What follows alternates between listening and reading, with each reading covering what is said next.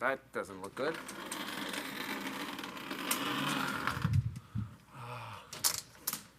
Oh, that's not good. That's the counterweight that makes this easier to lift.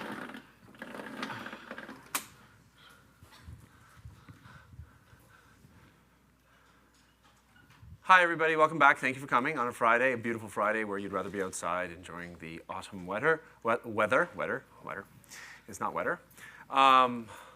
I started talking about polar coordinates last time, and I left you with a couple of ideas, and I'm sure you've read the section on polar coordinates, so you totally understand it. So what I'm going to do is pretty obvious. So there it is again, the definition. I put the definition. Right? At some level, understanding something is really familiarization. And so repeating it to yourself over and over again and using it over and over again is really a way that we ultimately understand things, okay? And so the integral over a domain, I should have put a D over there. I apologize. There should have been a D to say that put a D in your notes, okay? Under the double integral sign. The integral over the domain of a function of x, y, dA is the limit as the partition size goes to 0 of the sum over all the pieces in the domain that you have chopped up. You've chopped up a whole bunch of pieces, right? And you multiply the function evaluated somewhere within that, each of those pieces, multiplied by the area of those pieces. And what we learned when we did the Cartesian representation and we did Fubini's theorem using the Cartesian representation is that the pieces,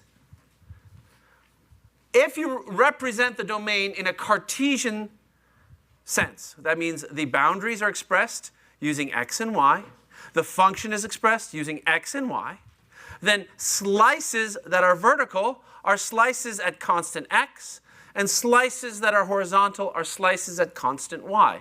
And if you were to order that sum by going along constant y first or going along constant x first, you greatly simplify your life.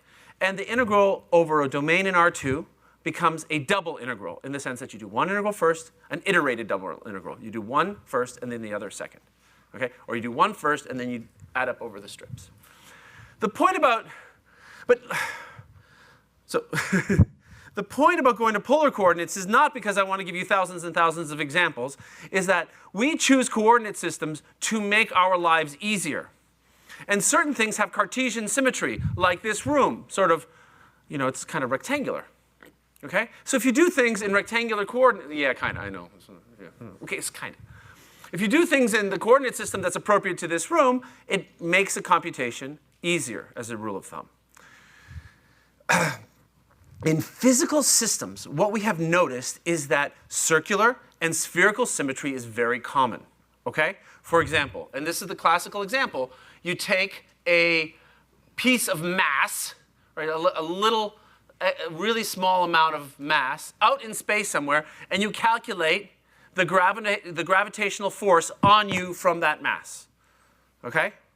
Well, that is completely symmetric irrespective of what angle you are in space compared to this. It only depends on the distance. That's Newton's inverse square law. And of course, the forces are always connecting the line between me and that mass. Okay? But the actual magnitude of the force only depends on the distance, not on any sort of angle. So that's what we call circular or spherical symmetry. Okay? And before you study spherical symmetry, it's very useful to study circular symmetry, because circular symmetry is a rotational symmetry that's in the plane, so it's in 2D. Okay? And that happens a lot too. If you ever look down at the water and you see a vortex, a little rotating thing, right? You say, oh my gosh, there's circular symmetry. It looks like a little disk. You look down at the atmosphere, you see a hurricane, okay, or a tornado. Okay? Now, when we get to Stokes' theorem, by the way, just for the engineers in the audience, it's a really important theorem from the perspective of physics, too. I mean, it's a mathematical theorem, but when you use physical quantities in there, you get a lot of physical interpretation, okay? In particular in fluid dynamics and electrodynamics and gravitational problems. But right now, that's foreshadowing, okay? That's telling you there's a reason for me going through all this stuff, but you have to do the nitty-gritty right now. And the nitty-gritty is the following. Chop the domain in the coordinate system that's appropriate, and we're working with polar coordinates, okay? So in polar coordinates, the expressions that we will need are the transformations, and I wrote this last time, r equals the square root of x squared plus y squared, and theta equals the arctangent, and I did that little error on the graph, but I did the algebraic expression correct, the arctangent of y over x. This is the transformation from Cartesian to polar, and the inverse transformation is x equals r times the cosine of theta, and y equals r times the sine of theta. And they keep washing these boards, but the board needs a base level of chalk in order to be erasable, or else I have to press really hard. Was my mic on for that? Oh, I'm complaining when you're hearing it. Okay, here we go. So I'm going to essentially redraw that diagram. The idea is to consider some general domain, pardon me, and what we have when we cut at constant r, so notice curves of constant r, I would just put this as an aside, notice that curves of constant r are circles. Okay? They're circles. So how do we do that? Well, that's actually a function. This is the function r, okay? It's a function of x and y. And so what you do is you choose a value of r. Let's set r, let r equal 5, and solve for x or y, exclamation point. What you're left with is 25 equals x squared plus y squared. So that's one level set of the curve, okay? And that's the r equals 5 level set. And that you know to be a circle. Okay, that's why we studied those. And so maybe it's a circle that looks like this.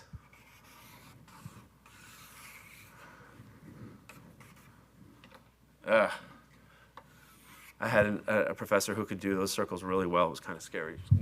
One. I can't do it really well, but pardon the light chalk drawing. Here's 25. So this is radius equals 5, okay? And then, of course, we could choose r equals 5.1. 5.1. 5 plus 0.1. 5.1. And that's going to give us, 5.1 quantity squared equals x squared plus y squared. And that's still a circle. And so that's maybe 5.1 is right here. And you notice what I'm doing. I'm choosing a very small r away from the first one. Just to try to emphasize what we're going to do in the limit is take those delta a's to be very small. So that's how you consider the contour. So you can do this constructively. R equals 0, 1, 2, 3, 4, 5. Make all the circles. And you say, OK, they're circles. They just get bigger. Okay. Now, if you take a look at this expression, you can say, what do lines of constant theta, what are lines of constant theta? And I know you know what lines of constant theta are. But nonetheless, the process for actually creating a contour plot is useful when you have functions that you don't know what they look like, right? So we do it on things that we do know what they look like, and then you can extrapolate to problems where you don't know where everything looks like. So you said theta equals 0, for example. What is that? Well, theta equals 0 is 0 equals arctan of y over x. And you take the tangent of both sides. The tangent of 0 is 0. So y over x equals 0. And y equals 0 is the only solution to this. Okay? And now you have to be careful. You have to be careful as x goes to 0. There's a lot of careful, careful, careful. Okay? A lot of careful, careful, careful in this. But that's fine. That's the line, or the ray y equals 0. And of course, you have to also be careful because you're like, well, professor, you're drawing y equals 0 for positive x. Why don't you draw y equals 0 for negative x?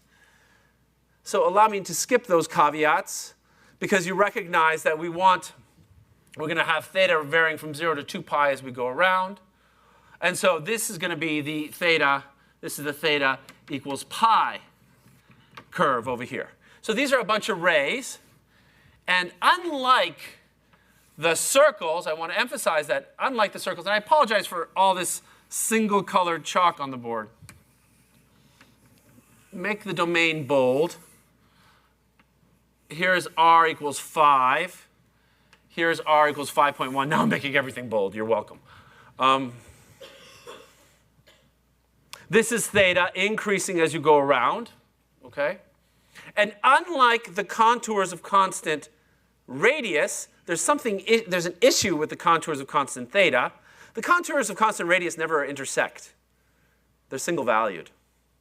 Every point has only one radius, right? But the contours of constant theta are a little pathological because they all have this issue at the origin. Okay? And that's reflected in the fact, that's a reflection of the fact that their definition has this y over x there, and there's problems in how you go to the origin. It depends on what direction you take the limits, okay? So think about limits and how you had to take limits in different ways, okay? So they all intersect at the origin, but that's not something for you to worry about right now. It's something to foreshadow issues that you'll see when we study vector fields. So I don't know if you can see what's going on here. I can barely see what's going on with a single colored chalk. Rays of constant theta, circles of constant r, bubble domain of the domain that I'm going to integrate over, okay?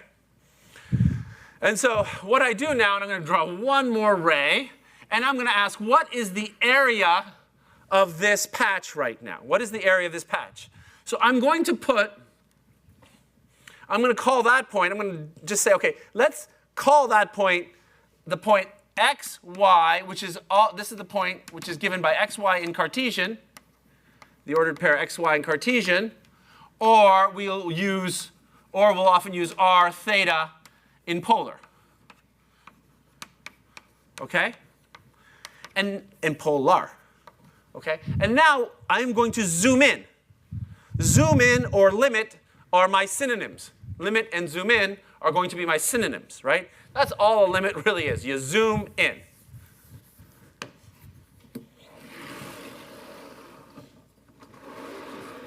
Okay, so if I zoom in, I need to magnify that thing. And if you don't mind, I hope I'll do a good job over here. Okay, there you go. It's not as nice as I thought it was. I thought I could do it. But you get the gist, I hope. Okay? And this point down here, if I want to be consistent, that's my point r comma theta. Now I'm going to just represent it for the time being in r theta, but know that I can go back and forth because of these coordinate transformations. Okay? So this is going to be my point r theta. In that particular instance, it was 5 something, right? And this was like 5.1. But I don't want to go with a 5.1. I want to do a new r. So I'm going to let this point be at r plus delta r comma theta. And that means this point, this point over here, let's go to this point first. This is at the same radius. See, it's on the same circle. This is on the same ray, so it's at the same theta. And this is going to be at the same r, but it's going to be theta plus delta theta out here. That's this point over here. And of course, this point over here is located at r plus delta r, comma theta plus delta theta. So that's the 4 points here, okay? Now, folks, point out to you a couple of things. Those are all 90-degree angles. Right at the intersection point. Right at the intersection, those are all 90-degree angles. Okay? So that's a 90-degree angle, and that's a 90-degree angle. And that's a 90-degree angle, and that's a 90-degree angle. You can ask the question, how can you show that it's a 90-degree angle? Ooh. So if one of you is getting a little, like, thinks this is bored, prove that that's a 90-degree angle. Do a little 21C. Remember maybe the gradient. Think about the gradient. Think about curves of constant theta. Think about dot products. Okay? You can do it pretty straightforwardly. Oh, I'll leave it at that. Here, I've planted enough seeds. Okay, there's a no. That's good. Somebody thought about it. Okay. Okay, think about it if you're bored right now, okay? That'll keep you awake and not on whatever thing you guys do now, whatever it is, whatever voodoo you do on the smartphones. Okay, those are all 90 degrees of integrals. That's interesting. This coordinate system is an orthogonal coordinate system. Okay, the coordinate systems are orthogonal. Polar coordinates and Cartesian coordinates are orthogonal. By the way, not all coordinate systems have to be orthogonal. Okay? Think about general coordinate systems for yourself. What do you mean by coordinate system? A coordinate system is a way you tell a person how to get from point A to point B, right? If you see streets intersecting each other, they really form a coordinate system, right? And not all of them intersect at 90 degrees, especially if you're in Europe, for example. They don't all intersect at 90 degrees, okay? So they would form good coordinate systems, possibly. And I want you to think about something else. Think about the limit that delta theta gets really small and delta r gets really small. So I'm zooming in more, right? I could put another cut in here and another thing and zoom in more and zoom in more and zoom in more. Okay? Take a look at this and this. You see the curviness, but it looks a lot less curvy than it did over there when I zoomed in. Okay? And in fact, if you were to make even a smaller and smaller delta r and a delta theta, zooming in further and further, that curviness would get smaller and smaller and smaller. And this is what you realize about differentiable functions. In the limit of small delta r's and small delta thetas, these curves look very, very close to straight. Okay? And by the way, think about what that means from the Taylor series approximation that you guys spent a whole bunch of time on. Okay? Think about how that relates to Taylor series. I'm just trying to connect your learning. I can't talk about all of this stuff right now, but I'm trying to connect previous pieces of your learning to what you're doing right now. Okay?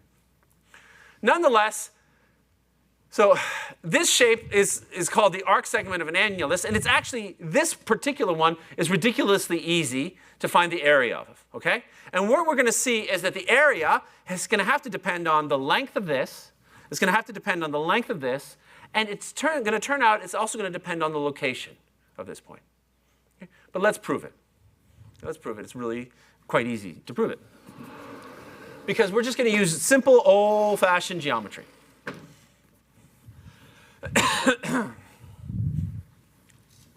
Okay? So the first thing we need to do is write down the area of a circle. Area of the disk. Area of the interior of a circle. Area of disk, radius r, and I'm not going to insult you by asking you, so it's just going to be pi r squared. Okay? And I'm not going to insult you by asking you what the area of a disk of radius r plus delta r is.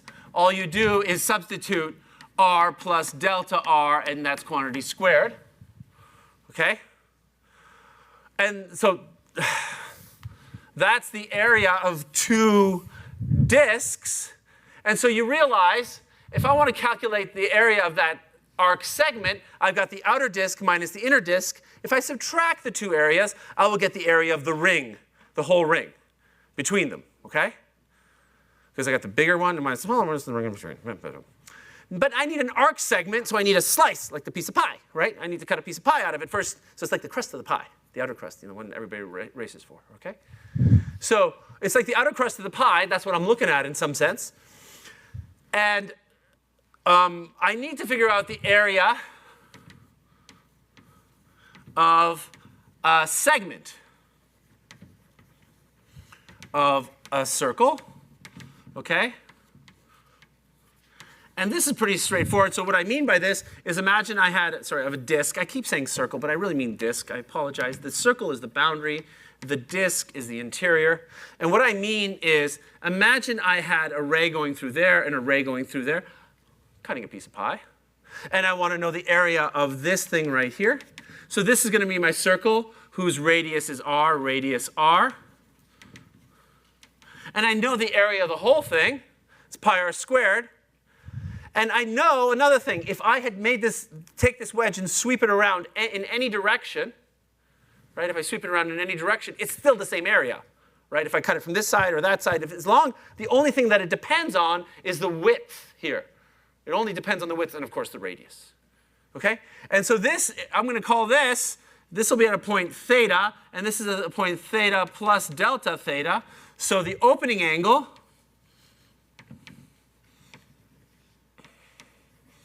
is delta theta. Okay? So the angle, this is theta from here to here, and then this is theta plus delta theta from there to there. Okay? I'm sorry if I'm writing too small for the folks at back, but the narrative might make it easy to draw. So the opening angle is delta theta, and we know that the total amount of angle in a circle is equal to 2 pi, 360 watts. So you'll see my little tirade. I despise degrees. Okay? Degrees is a system of measurement that's approximately 4,000 years old, developed by the Babylonians because they did not know how to use the decimal system. They needed divisibility. And so they based everything on base 60 because 60 is divisible by 1, 2, 3, 4, 5, and 6, whereas base 10 is only divisible by 2 and 5.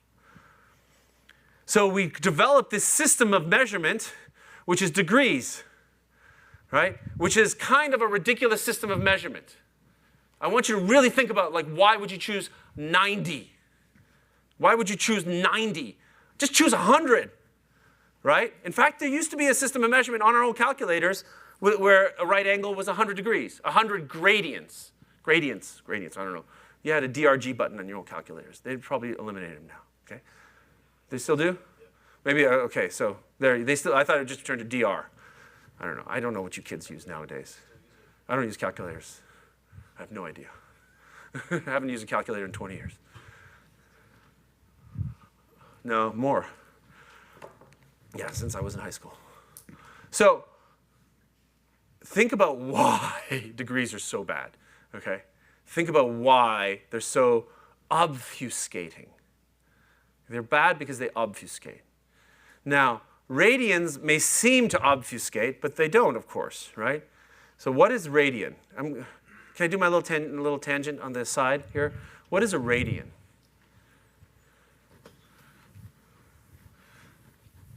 I've asked my friends' kids who are in high school, I've asked them, how would you define an angle if presented with an angle the first time? Those of you guys who took my 21B are rolling your eyes? Okay, how would you define an angle if you took it for the first time? If you saw it for the first time? I got a ray over here and I got a ray over here and I want to define an angle, right? And it's very natural when you have a ray to use a compass and you create an arc like that, okay? Now you got to define an angle. Well, let's not talk about right angles. Let's not talk about degrees. You clearly know I'm not going to talk about degrees on this one. But I can measure lengths. I can measure lengths. So I'm going to measure the length from here to here, and that's r. I'm going to measure the length from here to here, and that's r. And now if I had a chain or something, right, you can do that with a string. You would wrap it around from here, here, take that string, straighten it out, and then measure it. Okay, let me call that L. So I taught you how to measure that. It's not hard how to measure that. And now, what's the perfect definition of the angle? Well, the angle is a dimensionless quantity. It has no dimensions to it. It's not meters, it's not kilograms, it's not pounds. It's dimensionless. Well, what's the most natural dimensionless quantity sitting in this expression right here? What's that? Just the ratio. No. In this expression right here. The most natural dimensionless quantity is L has units of meters, R has units of meters. L divided by R is unitless. So the angle is equal to L divided by R. That's it. Which means that if you have a circle of radius R, the length of this arc is equal to the radius times the angle. That's the definition of the angle. You call that radians, but it is how many radiuses you subtend when you sweep an angle. So for example, if theta is equal to 1 radian, which is 1, if theta is equal to 1, that means the distance you go along here is equal to the distance you go from here to here. That's 1 radian. And that means that's 1 radius in this direction and 1 radius in that direction. Okay? Now, you were taught that. I'm sure you were all taught that. And I'm sure you swept it to the side. But it's actually important when you think about the geometry of what we're doing. Okay?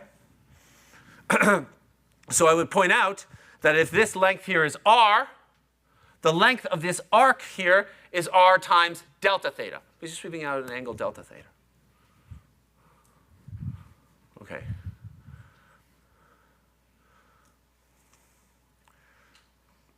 But I wasn't doing length. I wasn't doing length. I was doing area. I was doing area. So let me do area right now. Okay. So what's the area? I needed the area of this wedge. So we know that the area of the whole. So what is this wedge? Well, I know now, you recall, that the whole amount of angle is 2 pi. It takes 6.28 something something something to go all the way around the circle as compared to going from the boundary to the inside. 6.28 to go all the way around. So I know that the area is equal to pi times r squared multiplied by the ratio of the angle occupied, okay, the angle occupied right here, divided by the total angle.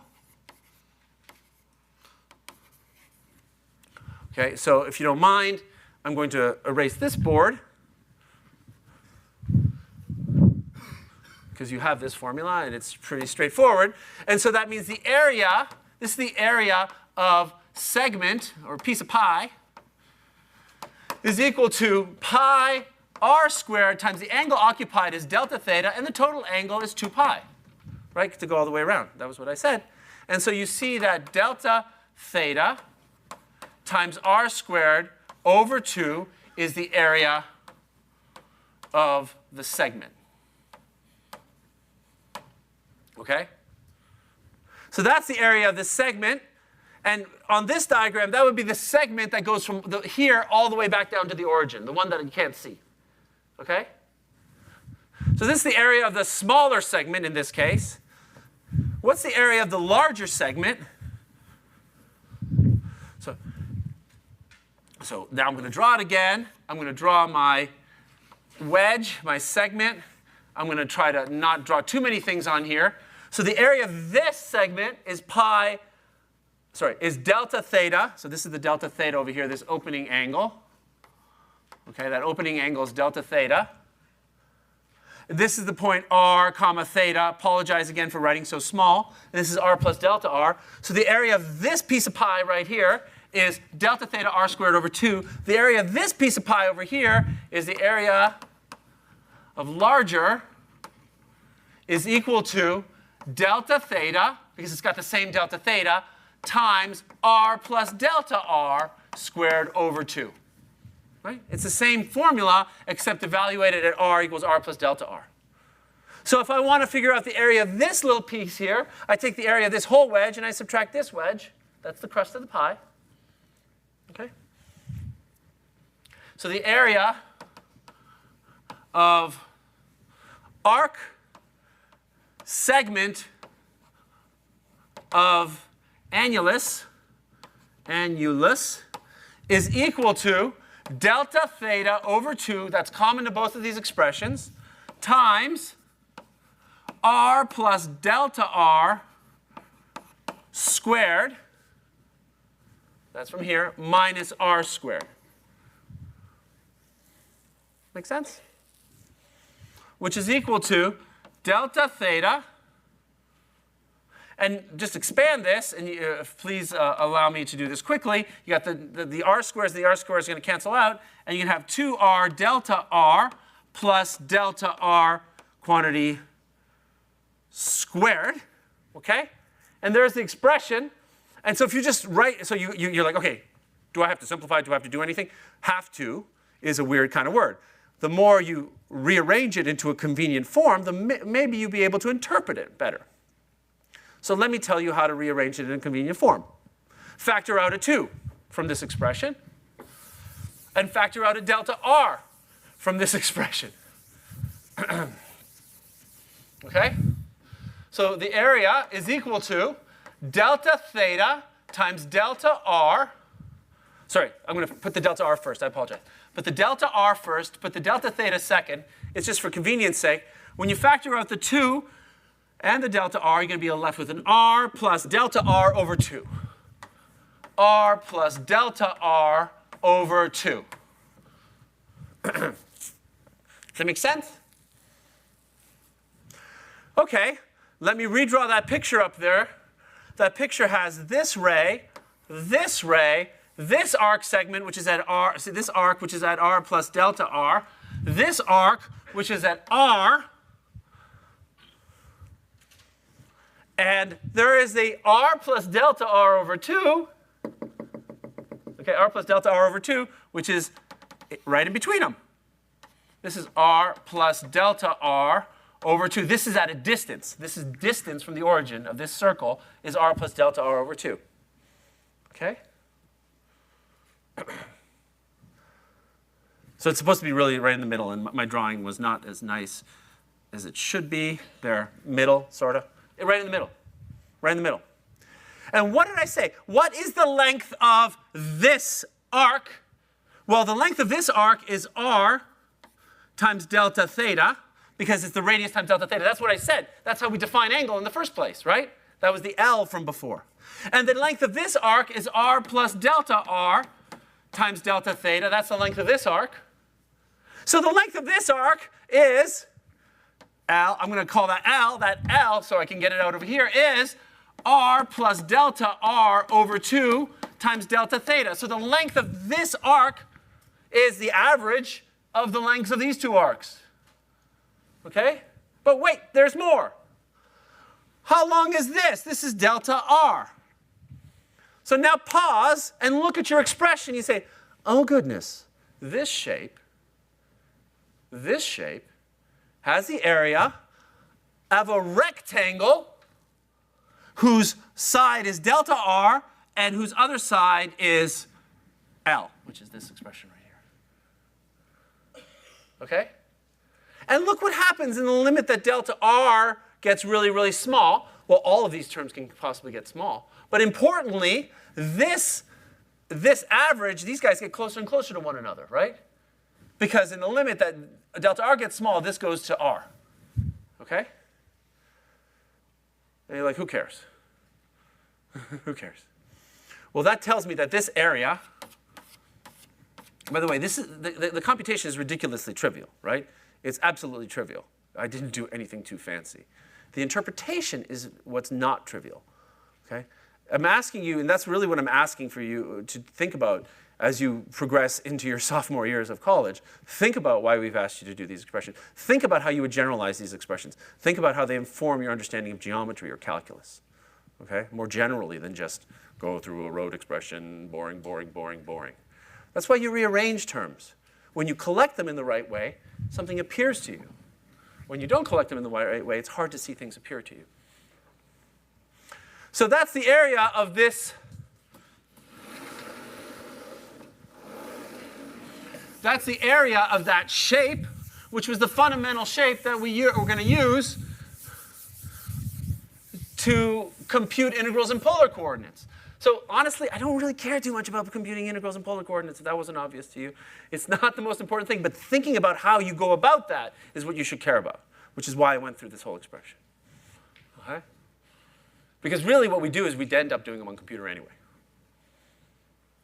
Nonetheless, that tells me that delta A of each of these pieces is equal to delta R, the change in radius from one arc to the other, delta theta times r plus delta r over 2. Now I have another moment to pause and to tell you this is important. R is a distance, so delta r is a distance. So the first expression is measured in meters. It has a length. This expression in parentheses is r plus delta r over 2. Those are all distances. You can only add the things with the same units. They are meters. So the first term and the last term are in units of meters times meters. So that's meters squared. And that tells you that delta theta better have no units whatsoever. Because it has to be an area. An area has to be meters squared. But I showed you that delta theta had no units because it was a ratio of a meter divided by a meter. Okay? So this is always going to happen when you do coordinate transformations, okay? Whatever the units of this space are, whatever you get here better have the same units. Okay? Now, of course, in mathematics, we don't carry the units around. But when you go to your engineering applications, you will have units carrying around. So double check. You do these integrals in thermodynamics, too. Double check. Furthermore, whatever the dimension of this, so whatever the units must be consistent on either side. And whatever the dimensions are, this is really important. Okay? So this corresponds to a two-dimensional space, right? Two-dimensional space means you can go in two different directions. You must have two deltas on this side because they correspond to the directions you can go in. So if this is two dimensions, you can have two deltas on this side when you do this. And here's the one delta, and here's the other delta. Okay? You're like, no, wait, I got three deltas. I got three deltas, but not really. Okay? Because what do we do next? We're going to take the limit that delta r and delta theta both go to 0 separately. Well, you can say, well, this whole thing is going to be 0. Yes. But what's the lowest order term? What's the one thing that remains? Well, these both go to 0. They're small, but I need them to remain, or else I'm not going to get a full 0 expression. The first thing that goes to 0 is this compared to this.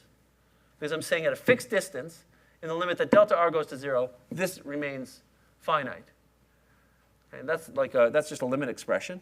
And so what you're left with is r. So we're going to have r delta theta delta r. And then we write that as r dr d theta. Okay, so I'm going to write limit of theta is this, and we write that as equal to that. The limit as this goes to 0. Delta theta goes into d theta, and delta r goes into dr. And we write that like this, or we can write that like this, or we can write that you can put r on any side of this. Okay. So that was my really long-winded way of going about calculating the area in polar coordinates. But I hope you learned a little bit about geometry. I hope I swept off some cobwebs about angle for a second there. Make you think about angles again. Sir?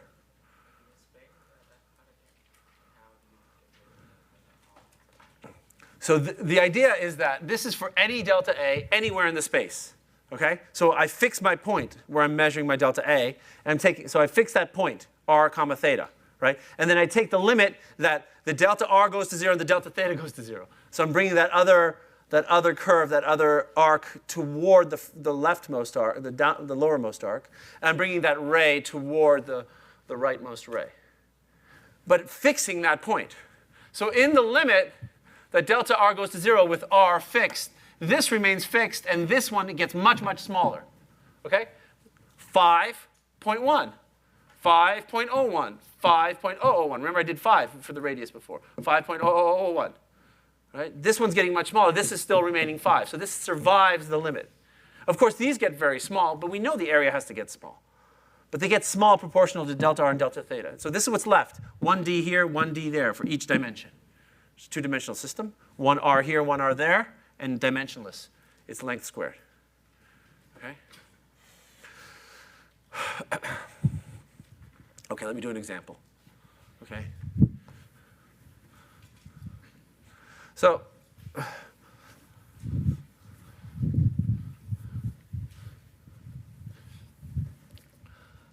e.g., let d be given by x squared plus y squared equals 25.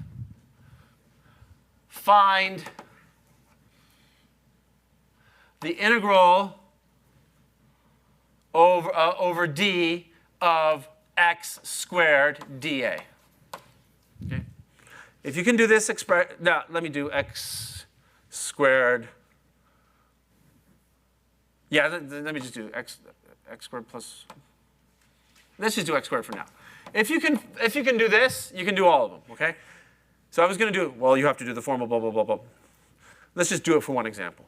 I'm going to narrate the steps in this example. And if you do the steps correctly in this example, you always get the steps correct, okay? So these are the steps. First, I always like to draw my domain. If you can, if they've given it to you or you try to draw it yourself, you just try to draw it. Okay. So here's my domain. Okay? And I'm given, this is x squared plus y squared equals 25. I don't know what shape it is yet. I have no idea what kind of shape it is. But it's x squared plus y squared equals 25. So now I have to choose, first thing I have to choose now is a coordinate system to do this in. Okay? I have to choose a coordinate system. And so if I were to choose Cartesian coordinates, I can totally do this with Cartesian coordinates. Okay? So with Cartesian coordinates, I would do vertical strips or horizontal strips first. Okay? But we've already done that. So you can go and do that. Maybe I'll do that at the end. I pause and I look at this and I say, wait a minute, this boundary, and this is the essential thing, let me just say this. The essential thing is that the boundary is simply expressed in polar coordinates. That's what makes life easy, okay? It'll turn out that maybe sometimes the function will be simply expressed in polar coordinates, maybe it won't be expressed in polar coordinates, simply expressed in polar coordinates. The essential thing is that the function is easily expressed in polar coordinates, okay? So now we say, choose polar coordinates.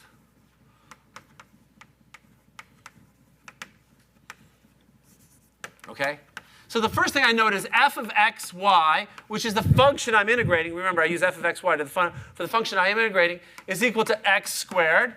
And the boundary is x squared plus y squared is equal to 25. But I recall to you that the transformation from Cartesian to polar is x equals r cosine theta and y equals r times the sine of theta. So what you do is you substitute wherever you see x, r cos theta, wherever you see y, r sine theta. That's it. Not so mysterious. Really super easy. Okay? And when you do that, you find that f, formally written, I'm going to put a semicolon here, formally, what you're doing is saying wherever you see x, write r cos theta. So I'm evaluating it at r cos theta. Wherever you see y, you write it r sine theta. I'm evaluating it at r sine theta. That just says substitute. Okay, well that's equal to, you don't have to do this statement. You don't have to make this statement. You just have to get rid of the x. Okay? R squared cos squared theta. It's useful if you get used to doing this kind of composition of functions for transformation of variables, but it's not necessary. You can just say, this is r squared cos squared theta. Okay? So at an equivalent point, x is 5. R has some value, okay, depending on the coordinates of that point, the r theta coordinates at that point. And then the domain, of course, you substitute it in, r squared cos squared theta plus r squared sine squared theta. The left-hand side is r squared is equal to 25. Okay? That was easy. I chose that in particular to make it easy. Now you take the square root. R is equal to plus or minus 5. Hear me now, believe me later. R is always positive. R is always positive. R is always positive. You always take the positive square root. Now, that's easy when I've taken the square root of 25, right? Because that's just 5. That's positive 5. Where it gets a little challenging, and I want you to think about this, where it gets a little challenging is when I will have some expression in terms of theta here, like cosine thetas and other things. And you get maybe like a cosine theta here. Well, we know cosine theta can have negative values too, but r cannot. So what that means is that you are forced to stay away from the angles theta that would make r negative. Okay? So if you take my statement seriously, r is always positive, it is true whether r evaluates to a number or if it evaluates to a function of theta. It must always be positive. So you stay away from places where theta would make it negative. Nice and easy, okay? Yes? Why don't we take the absolute value of it then? Because if you have expressions with that are, you'll see this with when you do some examples. But if you have expressions that are expressions that are functions of theta on the right-hand side, when you take the absolute value, it'll look like you're double going around the curve. It'll look like you're going around the boundary twice. Okay? So you don't want to go around the boundary twice, okay? Because the absolute value is like, well, I'm going to take theta from here to here, but I'm going around. It'll look like you're going around the boundary twice, okay? And that's not what you want to do, okay? Okay. So now, Professor Biela's surefire way. No. Professor Biela's surefire way to do this integral needs one more step. So what I have now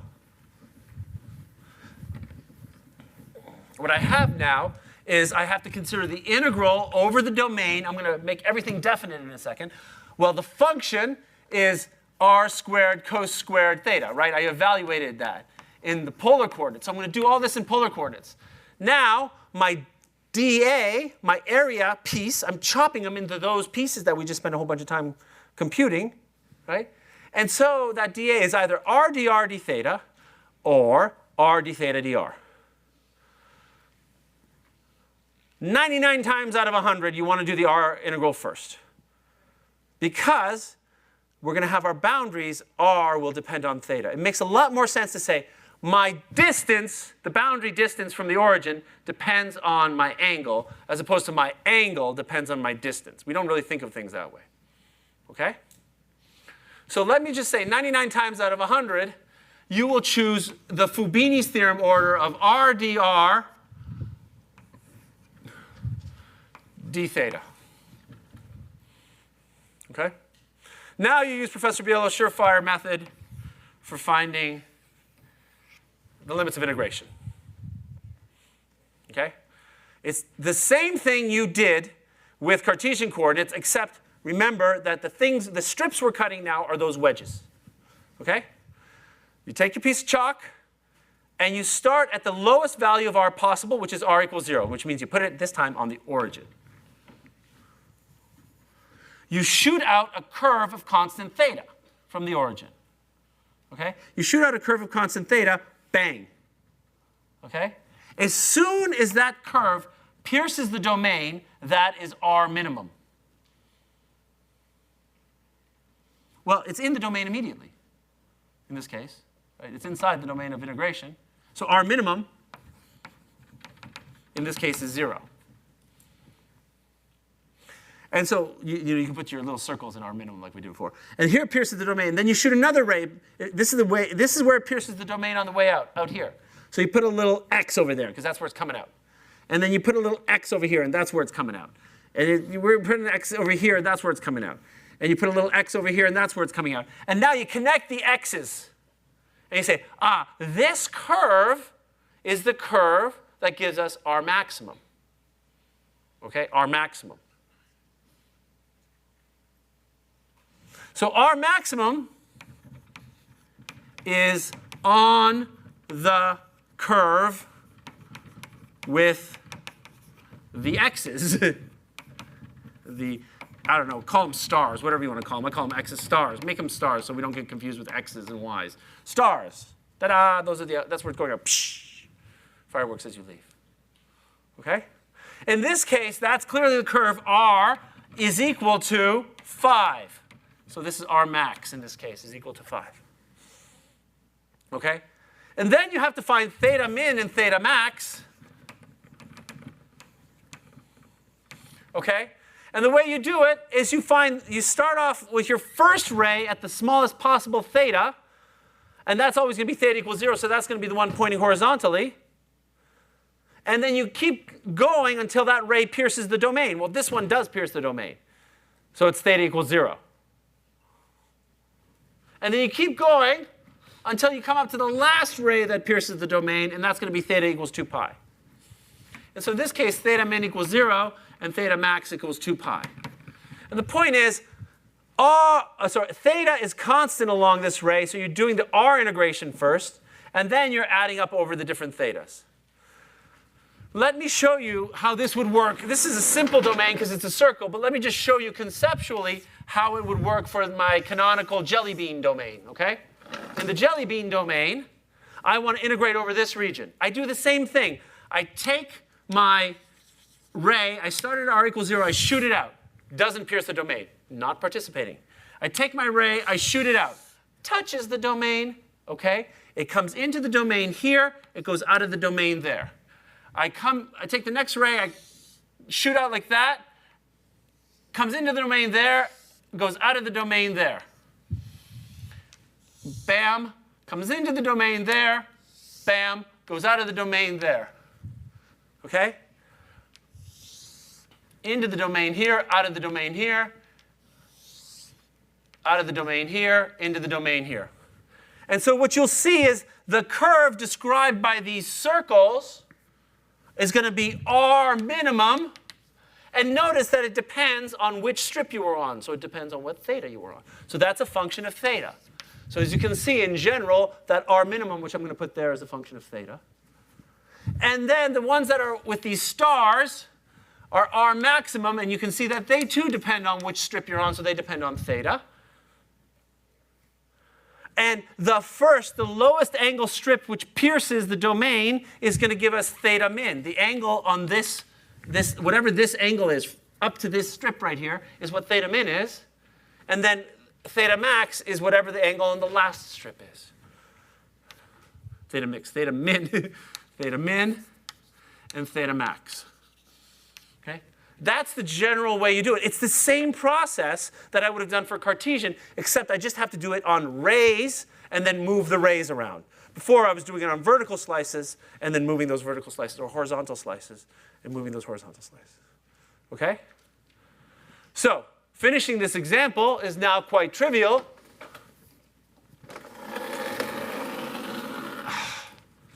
So, R min is 0, R max is 5, theta min is 0, theta max is 2 pi. And now it's just a very straightforward integration where we remember that theta is constant with respect to that first integration. So this is going to be the integral. So this is right, it equals 0 to 2 pi. The integral from 0 to 5, well, I'll just do that integral. So what's important here is I'm integrating r squared cos theta times r dr. This r is important. This is super important. So what I'm integrating is r cubed. And the integral of r cubed is r to the 4th over 4. The cosine squared theta comes along for the ride. It's not participating in that first integral. And then I have to evaluate this at r equals 0 and r equals 5. And then I take the result and integrate it with respect to theta. Well, 5 to the power of 4 is 625. So this is 625 divided by 4 times the integral. And now cosine squared theta, dig deep. OK, dig deep into your 21b, but I remember it, is going to be 1/2 1 plus cosine of 2 theta d theta. And that's the integral from 0 to 2 pi. This is an identity from here to here. Cosine squared is 1/2 1 plus cos 2 theta. That's, just take that as an identity. Convince yourself that that identity is true. OK? Cosine squared is 1/2 1 plus cos 2 theta. Sine squared is 1/2 1 minus cos 2 theta. OK, the signs are different. It's a very important identity, actually. Comes up a lot in Fourier transforms, too. So, by the way, the integral of cosine 2 theta from 0 to 2 pi is 0. Okay, so bump up, bump down, bump up, bump down. They cancel each other out. So the only thing that survives is the integral of 1/2 from 0 to 2 pi, which is 2 pi times 1/2, which is pi. So this is equal to 625 over 4 times pi. And I want to show you that the units of this thing are the units of x squared and the units of a. So really, it's a length to the power of 4. Okay, and where was the length? The length was 5, right? That was in 5 meters. So there would really be a meter to the power of 4 in all of that. And now you can start asking yourself, what is that length all about? Okay, and it actually will have a meaning when we go into center of mass, centroid, and moments of inertia in this section, okay? So I hope this described it all. I was a little long-winded, I know, on the early parts. Good luck with your homework this weekend. Have a safe weekend. Bye, everybody.